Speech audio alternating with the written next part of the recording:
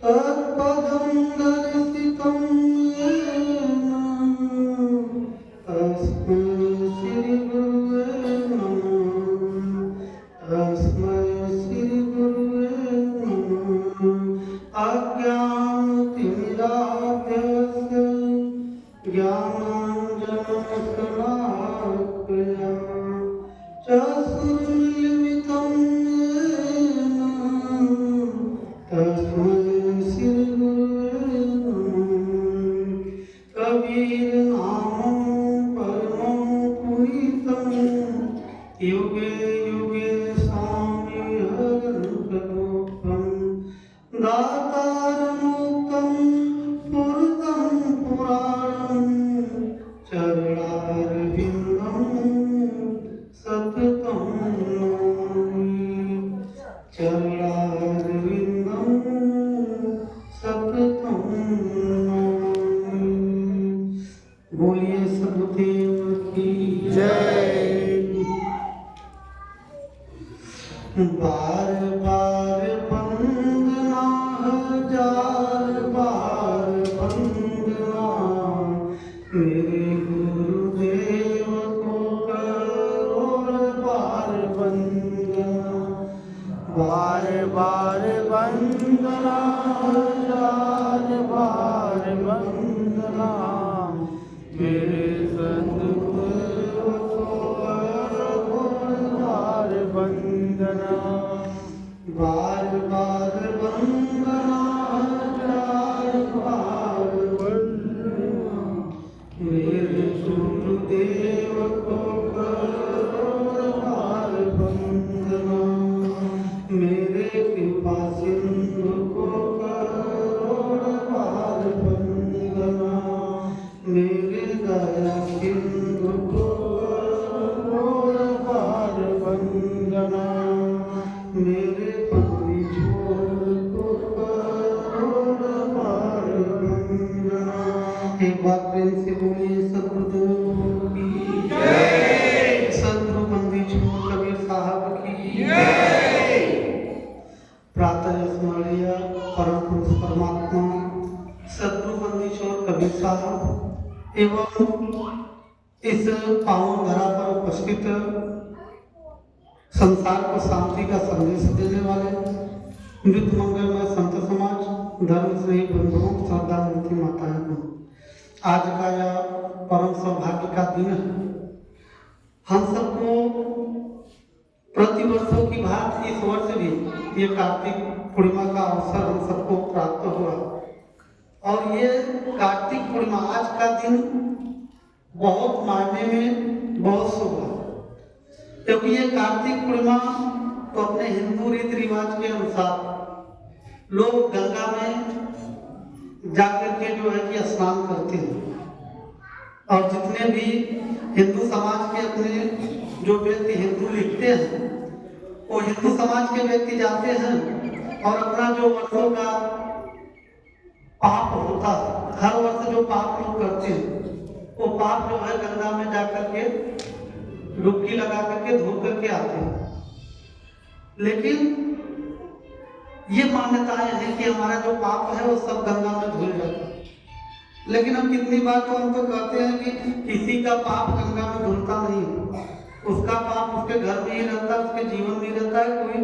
कोई भी पाप कहीं नहाने से धुलता नहीं। और दूसरा आज का ये पुण्य अवसर, ये पावन अवसर,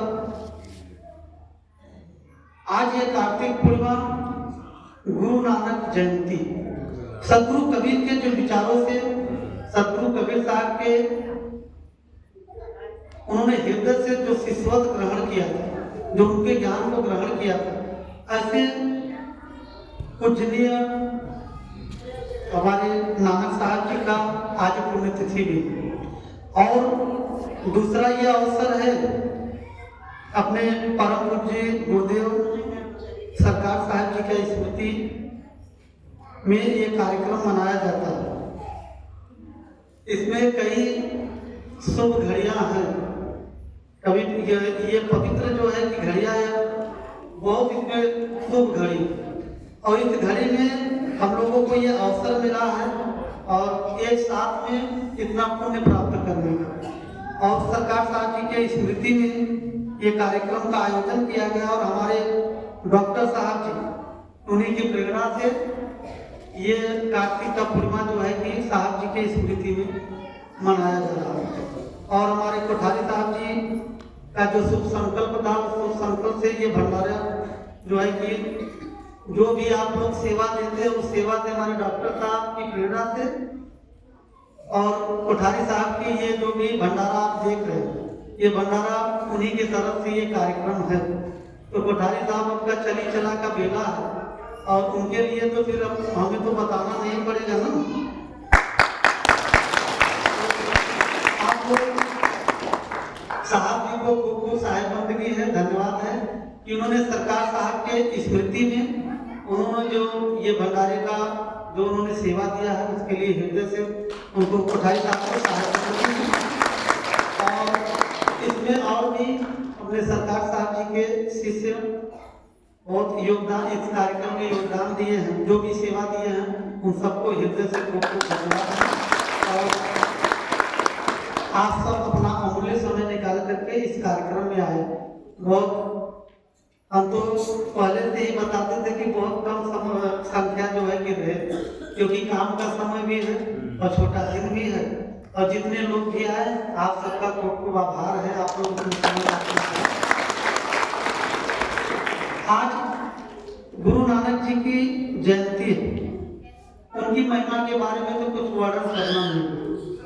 भगवान बुद्ध, महावीर, सतगुरु कबीर साहब, नानक, दादू, दरिया, जितने भी संत परंपरा में संत महापुरुष हुए जिन्होंने समाज की चेतना को उन्हें जगाने का प्रयत्न और प्रयास किया, ऐसे नानक गुरु नानक जी को मैं कोटि कोटि प्रणाम करता हूँ कि आज उनके जो मानवता जो प्रेम का उन्होंने संदेश दिया। और आज भी गुरुद्वारे में किसी भी गुरुद्वारे में आप चले जाए तो उन्होंने गुरु नानक जी ने प्रेरणा दिया तो सेवा। आज भी अगर चले जाइए तो आपके चप्पल जो है कि वहाँ एक भी धूल नहीं रहे। और शायद अगर यहाँ जो है कि झाड़ू लगाने को कितने कितने पुण्य भावना मन में ग्लानि हो जाएगी भक्तों को कि भैया हम झाड़ू लगाने के गुरुद्वारे पर है, लेकिन सेवा सीखना है तो वास्तविकता आप जाकर के देखिए गुरुद्वारे पर। मैं तो वो वीडियो देखता हूँ, वहाँ सेवा वहाँ चप्पल उठाएंगे तो फिर छोटे छोटे बच्चे जो है कि वहाँ आपके चप्पल को जो है कि साफ करेंगे, भोजन बनवाएंगे, थाली को धोएंगे, सब लोग सेवा। और एक एक करोड़पति लोग हैं, धन से संपन्न है, लेकिन एक सेवा का भाव लेकर के गुरु नानक जी ने जो महापुरुष ने जो संदेश दिया था अपने अनुयायियों को, जो उनको अपना इष्ट देव मानते हैं, ऐसे नानक साहब जी के जो है कि अनुयायी सेवा का भाव हो। आज मैं देख रहा था कि 7 या 15 दिन का कार्यक्रम धर्म निरंकार मिशन, कुछ भी मिशन को कोई करे, लेकिन जो सेवा का जो परोपकार का भाव, वो भाव और भी पंथों में देखने को बहुत कम मिलता है। वहां का सेवा का छोटे छोटे बच्चे एक कंकड़ भी अगर देखेंगे तो उठा ले, तुरंत उठा करके एक कोने में ले जाकर के आप डस्टबिन में जाकर के डाल दीजिए। कोई भी कहीं भी कचरे आश्रम में देखना नहीं चाहिए। और आश्रम की छोड़ दीजिए, कहीं भी कार्यक्रम होते हों तो वहां भी सेवा लेकर के एक दिन की सेवा सब देते हैं। और ये आप सबका भी ये सौभाग्य, परम सौभाग्य है कि आप लोग गुरु आश्रम से जुड़े हैं, गुरुद्वारे से जुड़े हैं। आप लोगों का भी परम कर्तव्य है कि क्योंकि सेवा से अहंकार समाप्त होती है, सेवा से आपके जीवन में पात्रता बनती है। और कहीं भी जाइए, गुरुद्वारे पे जाइए, आप और भी जगहों पर आप रिश्ते में जाइए, नाते पे जाइए, सेवा के लिए तत्पर आप लोग आगे खड़े रहे। ऐसे महापुरुष और आज विशेष उनके बारे में तो चर्चा आप लोग सुने भी हैं। उनका जो ज्ञान था, सतगुरु कबीर ने जो उनको संदेश दिया, आज गुरु ग्रंथ साहब में भी जो है कि सतगुरु कबीर के वाणियों को उनका उनमें संकलन है, उसमें वर्णन है। और सतगुरु कबीर को उन्होंने गुरु नानक जी ने गुरु मान करके और जो है कि अपने पुस्तक में उनके वाणियों को उन्होंने रखा। और हम सबको वास्तविकता यही है कि हम सबको कट्टर रास्ता नहीं बनना चाहिए। जो हमारे संत परंपरा के महापुरुष हैं उनको हम लोगों को उनके ज्ञान को एक्सेप्ट करना चाहिए। भले ठीक है उनकी आने वाली पीढ़ियां जो है कि भले ज्ञान बदल गया, उनके विचार भले बदल गए, लेकिन उनके जो मूल सिद्धांत थे उस महापुरुष के मूल सिद्धांत को हम लोगों को याद करने की जरूरत है। और हमारे सरदार साहब, हमें तो ये कहना नहीं चाहिए, शब्द तो वापस हमें लेना चाहिए कि हमारे सरदार साहब या हमारे कबीर साहब। हमारे कबीर साहब हमको बोलना ही नहीं चाहिए, किसी को नहीं बोलना चाहिए, क्योंकि सतगुरु कबीर हमारे केवल नहीं, वो पूर्ण सर्व समाज के संसार के हैं सतगुरु। और वैसे ही महापुरुष किसी एक के नहीं होते, महापुरुष किसी एक के लिए संदेश नहीं देते। जो मनुष्यता के लिए, मानवता के लिए संदेश दे रहा वो सर्व समाज के। अब कोई पंथ के लिए संदेश दे रहा है, कोई धर्म के लिए, कोई मजहब के लिए दे रहा है, तो किसी एक संप्रदाय को दे रहा है, वो सर्वव्यापी नहीं हो सकते। सब में सबके उनके विचार सब ग्रहण करने वाले नहीं। लेकिन सतगुरु कबीर एक ऐसे महापुरुष है, किसी भी पंथ में चाहे दबे भाव से ही, दबे मन से ही, दबे वचन से ही, लेकिन सतगुरु कबीर के वारियों को बोलना ही पड़ता, उनको बोलना ही पड़ता, क्योंकि सत्य वचन, जहाँ सत्य की चर्चा होती वहाँ सतगुरु कबीर का नाम ऑटोमेटिक खड़ा हो जाता है। जहाँ सत्य का वर्णन होता है, जहाँ सत्य का उदाहरण देना होता है, तो सतगुरु कबीर स्वयं वहाँ खड़े हो जाते हैं। और इसलिए आज जिस महापुरुष के स्मृति में हम लोग यहाँ एकत्रित हुए हैं, आज ऐसे परम पूजनीय करुणा के सागर सरकार साहब जी, आप लोग बहुत से भगत उनके सानिध्य में रहे भी। साहब जी कितने सरल मूर्ति थे साहब, ऐसे गुरु के शरण में, ऐसे गुरु प्राप्त करके और ऐसे गुरु का कुछ सेवा हमको मिला, तो मैं अपने आप को सौभाग्यशाली और धन्यवाद, अपने आप को सौभाग्यशाली समझता हूँ, ऐसे गुरु की सेवा मुझे प्राप्त हुआ है। और आप लोग भी देखिए ऐसे निर्मल पवित्र गुरु जी थे। मैंने बहुत से मृत्यु देखा, मैं सामने में मृत्यु देखा, लेकिन वास्तव में जिनके अंतःकरण में पवित्रता है, कोई जो निर्मोही है, किसी प्रकार का मोह उसके जीवन में हो, आखिर मोह किसके लिए हम करें? जो हमारे साथ में जाने वाला नहीं है उसका हम मोह क्यों करें? उस वस्तु का मोह क्यों करें? जब तक हम अपना जीवन जी रहे हैं, हम उसका उपयोग कर सकते हैं, अपने लिए उसका उपयोग कर सकते हैं, लेकिन अनासक्त रूप से हमें जीवन जीना चाहिए, आसक्ति नहीं होना चाहिए। रूप में, पैसे में, मकान में, दुकान में या शरीर में, परिवार में कहीं भी आसक्ति नहीं होनी चाहिए, क्योंकि आसक्ति ही बंधन का मूल कारण है। और लास्ट समय में अगर आप आसक्ति बना करके बैठेंगे कि नहीं भैया उनको बुला दीजिए, बच्चे को बुला दीजिए, नाती को बुला दीजिए, फिर 84 में भी बच्चे मिलते हैं, कीट पतंग के पशु पक्षियों में भी बच्चे मिलते हैं, परिवार मिलते हैं, फिर जही आशा तय बासा हुई, वाकई रोक सके नहीं कोई, जहाँ आशा होगी वही वास होगा।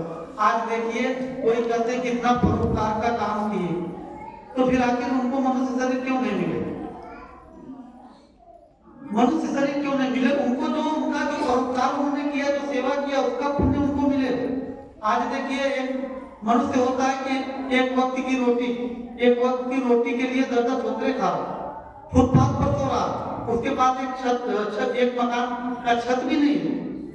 लेकिन आप देखिए एक कुत्ते को देखिए, अमेरिका एक तो दिल्ली के भगत जी हैं, तीसरे चौथे अमेरिका जाते हैं, फिर एक हफ्ते के बाद लौट आते हैं, फिर उनका कुत्ता भी उनके साथ जाता, जहाज में जाता है, जहाज में आता है, और 700 का 622 रुपए का एक केवल बिस्किट पड़ता है, और 622 रुपया एक दिन खाता है वो जो है कुत्ता, और एक मनुष्य को एक वक्त की रोटी नहीं मिल पाता। आखिर क्या कारण? वो परोपकारी जीव था, लेकिन वो भक्ति भजन किया नहीं, परमात्मा का सिमरन किया नहीं, और वो चूक गया, 84 में गया, लेकिन उसको जो सेवा दिया है उसको सेवा वो न मिल रहा। जो बोए पेड़ बबूल का तो हवा कहाँ से? अभी देखिए हम लोग एसी के लिए सब परेशान है, कैसे लगाए, बच्चों की शादी करना, ये करना, वो करना, तमाम ऐसे गाय भैंस है कि वहाँ एसी लगा। हम लोग एसी के लिए झंक रहे हैं कि भैया मुझे भी पैसा हो जाता तो मैं भी एसी लगा दूं, लेकिन गैया भैंसिया को भी एसी लगा, क्योंकि वो परोपकारी जीव था, लेकिन भजन नहीं किया, सुमिरन नहीं किया, इसलिए वो छूट गया। इसलिए शत्रु कवि कहते हैं कि संत बीज बिनते नहीं, जो जुग जाए अनंत, और ऊंच नीच घर जन्मिया हो संत का संत। अगर भक्ति का बीज अगर पड़ गया है तो निश्चित है कि आज नहीं तो कल वो उदय होगा। किसी घर में आप जन्मे, ब्राह्मण, क्षत्रिय, हिंदू, मुस्लिम, सिख, ईसाई, ये तो जात पात धर्म मजहब ये बनाया कौन? ये तो बनाया तो इंसान है। अब यही कचड़े लेकर के इंसान हो रहा है, मैं फलाने जात का हूँ, मैं फलाने जात का हूँ, मैं फलाने जात का हूँ, यही जात लेकर के लोग हो रहे हैं। आज जातियों के नाम पर कितनी शोषण हुआ। कुत्ते से भी जो है जानवरों से भी बदतर जिंदगी जीने के लिए मजबूर कर दिया गया। हम तो ऐसे धर्मों को स्वीकार ही नहीं करते जिसमें भेदभाव है, जिसके अंदर जो है कि जात पात के कचड़े भरे हो। वो क्या उसको धर्म हम कर सकते हैं? उसे अधर्म हम कर सकते, धर्म नहीं कर सकते। इसलिए ये कचड़े को निकाल करके हम सबको बाहर डस्टबिन में फेंक देना चाहिए, कूड़ेदान में फेंक देना चाहिए। इससे जो है कि मकान को कूड़ेदान नहीं बनाना चाहिए। और आज हम तो यही आप लोगों से आग्रह करेंगे कि गुरु की महिमा बहुत बड़ी है। परमात्मा से भी बड़ा पद गुरु का शत्रु कभी नहीं बताया, लेकिन हम लोग सुनने और बस उस पर कभी हम चिंतन मनन नहीं करते, हम सुनते हैं, कहने तक ही सीमित रहते हैं। सुनने और कहने तक हम सीमित रख देते हैं। क्या हम कभी स्मरण करते हैं? अगर हो सकता है कि गुरु जानबूझ करके कोई गलती कर दे। गलतियां हम तो हमेशा करते हैं कि 3 प्रकार की होती है, जानबूझ करके, और दूसरी गलती अनजान में, और तीसरी गलती मजबूरी। अगर हो सकता है कि गुरु अगर परीक्षा ले तो शायद हम समझते हैं कि 90% भगत तो फेल ही हो गए, 90% भगत फेल हो जाएंगे। हो सकता है गुरु डांट दे तो दूसरे दिन से जो है कि कंठी माला उतार के हम ऐसे शुरू कर लेंगे, लेकिन हम उनके तरफ में नहीं जाते। ऐसे गुरु की जरूरत नहीं, तुरंत जो है कि हो सकता है परीक्षा में तो परीक्षा में फेल हो, और कितने संत भी फेल हो सकते हैं। अगर भगत लोग परीक्षा ले, भगत लोग क्या हुआ